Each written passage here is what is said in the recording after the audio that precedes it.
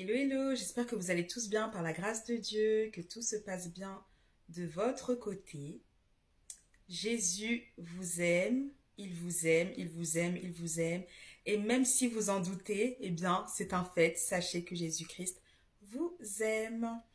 Alors, pour commencer, ceux qui ne croient pas en la divinité de Christ, sachez qu'il est vivant, il est mort, il est ressuscité. Et il est vivant et il vit encore aujourd'hui dans le cœur des croyants. Mais gloire à Dieu aussi, le Seigneur Jésus-Christ se manifeste encore dans les vies. Donc si vous vous posez des questions, parlez-lui tout simplement. Il est dans le monde invisible, mais il se manifeste à sa manière. Et de la même manière où nous avons été convaincus qu'il est Dieu, qu'il est le Messie, qu'il est le Fils de Dieu, eh bien vous aussi vous le serez lorsque le Seigneur se manifestera lui-même dans vos vies. Marchez par l'Esprit, peuple de Dieu. Vous êtes les fils et les filles du Dieu vivant.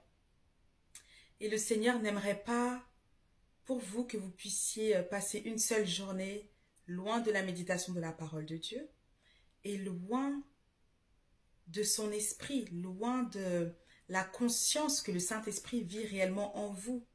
Vous savez, le Saint-Esprit est Dieu, il parle. C'est lui qui est la clé du surnaturel.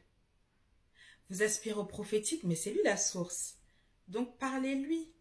Faites-lui confiance. Il vous révélera, les choses cachées, les choses que vous ne connaissez pas. Il vous révélera de grandes choses sur votre appel, sur votre destinée, sur qu'est-ce que Dieu ne sait pas.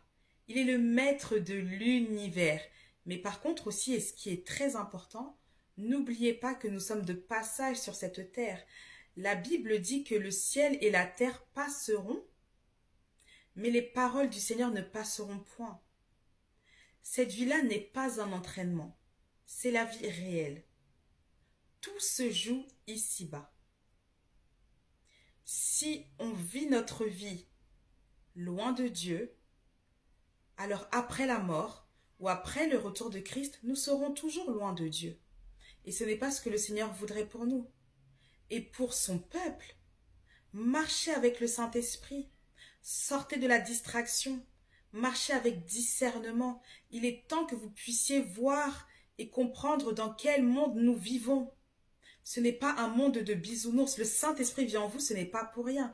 Si Jésus-Christ a donné sa vie sur la croix, ce n'est pas pour rien. C'est pour que vous puissiez être sauvés, que vous puissiez marcher dans votre autorité, que vous puissiez être conscient que vous êtes fils et filles du Dieu vivant, mais aussi être conscient que le Seigneur Jésus-Christ revient. Il revient bientôt. Son retour est imminent, ce ne sont pas des choses à prendre à la légère. Et même si vous n'entendez pas cela dans vos assemblées, cela ne change pas dans le fait que Jésus-Christ est à la porte. Il ne vient pas chercher une assemblée, il vient chercher des âmes pures, des âmes sanctifiées, des âmes consacrées. Il vient chercher son peuple qui marche avec le Saint-Esprit, qui ne pratique pas le péché. En Christ, nous devons faire la différence. Il y a bel et bien une différence entre ceux qui servent Dieu et ceux qui ne le servent pas. Ce n'est pas une blague. Vous le voyez maintenant, comment l'actualité, vous voyez comment tout ce qui se passe. Cela nous montre bien que Jésus-Christ revient. Il est vraiment en chemin. Alors vraiment faites tout votre possible afin de ne pas être disqualifié. Demandez au Saint-Esprit. Saint-Esprit, si Jésus revenait là tout de suite, est-ce que je serais pris ou pas? Il vous dira la vérité. Et Saint-Esprit, qu'est-ce que je dois faire afin de ne pas être disqualifié? Qu'est-ce que je dois faire afin de ne pas rater le retour de Christ? Vous devez vous affectionner aux choses d'en haut, comme le dit la parole de Dieu. Vous ne pouvez plus au jour d'aujourd'hui rester loin de la parole de Dieu. Vous devez la connaître. Lorsque l'on lit la Bible, le Seigneur nous parle. Même avant d'ouvrir votre Bible et que vous avez besoin de réponses de la part du Seigneur, priez, demandez-lui et ouvrez votre Bible et vous allez voir. Ce sera toujours une réponse vivante, réelle, à l'instant T du Seigneur pour toi. On ne peut plus aujourd'hui se passer du Saint-Esprit. Oui, il vit en nous, ok, amen, gloire à Dieu. Mais il y a aussi le baptême de feu, le baptême du Saint-Esprit, lorsque le Saint-Esprit vient se poser sur nous, afin que nous puissions opérer avec puissance dans le monde spirituel, afin que nous puissions comprendre les stratégies de l'ennemi contre nous, contre les personnes qui nous entourent, afin que nous puissions savoir de quelle manière prier, qu'est-ce qui se passe autour de nous. Lorsque tout le monde nous dit paix, Saint-Esprit, est-ce que c'est vraiment la paix? Ou est-ce que c'est le jugement? Il vous le dira. Parce que si on est amis de Dieu, nous ne serons pas surpris. Il nous révélera des choses cachées, des choses même qui vont vous étonner. Il vous montrera le cœur des personnes qui vous entourent. Il vous évitera de tomber dans les pièges de l'ennemi. Il fera en sorte que on ne vienne pas vous raconter de mensonges parce que vous le saurez.